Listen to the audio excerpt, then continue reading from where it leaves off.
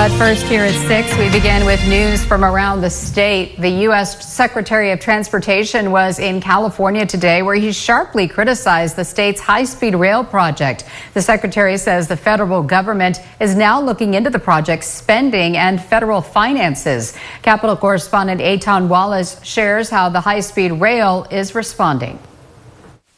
We are severely, no pun intended, off track. United States Transportation Secretary Sean Duffy blasting California's high-speed rail project set to eventually connect Los Angeles and San Francisco. Duffy quick to point out an issue he says must be addressed. California doesn't have the money to complete the project. Duffy making these remarks at downtown LA's Union Station alongside California Republican members of Congress and the legislature. He and other high-speed rail critics note when California voters first approved the project in 2008, they were told it would cost about $45 billion. But since then, new state estimates show the project's costs have ballooned to anywhere between $88 to $128 billion. Thus far, the state has spent a total of $10 billion and the federal government $3.5 billion, all as the project's completion date remains unclear. So the question becomes, what do we do?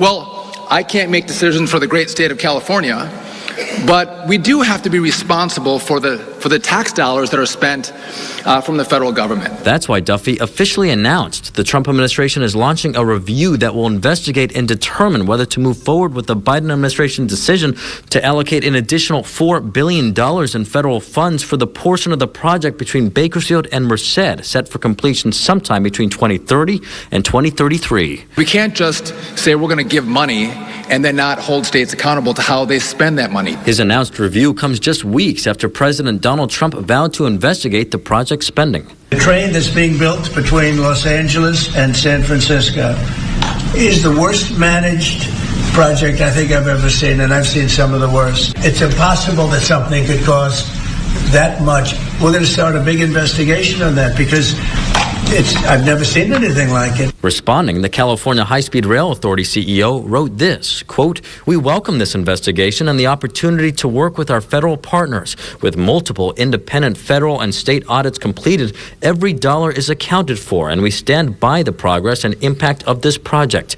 California's high-speed rail is 171 miles under active construction with over 50 major structures completed, 14,700 jobs created, and more than 880 small businesses engaged." The statement going on to say the project has benefited the Central Valley economy. Still, Republicans in the legislature argue the project is unaffordable. They already introduced a bill to require the High-Speed Rail Authority provide a detailed funding plan and another bill to shift $1 billion from the project to water infrastructure and fire prevention. How we can show the people that are paying for this, which is the taxpayers, that they're getting more bang for their buck with the high-speed rail. I would always argue water infrastructure and wildfire prevention is the way to go. High-speed rail did not have a plan in place, and yet they started building. That's like putting together and starting building the basement when you don't even have the plans for the 39th floor of a 100-foot skyscraper. Who does that make sense to anybody? And it remains unclear how long Duffy's review will last and when the Trump administration will make any final decision about whether to continue funding the project. Reporting at the state capitol, Eitan Wallace, 17 News.